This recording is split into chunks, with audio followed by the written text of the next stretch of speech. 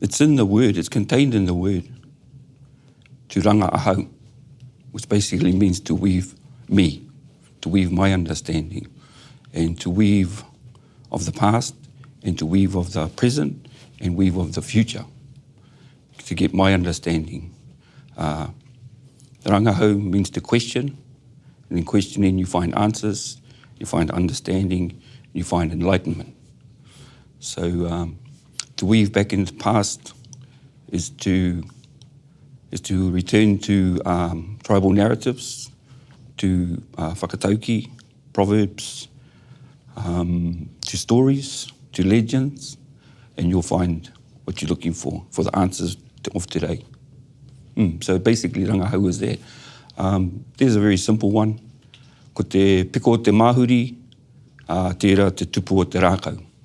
So the bend in a young sapling is indicative of how the tree will grow. And it's one reason why I always carry my te whao or any type of rākau, because it's me.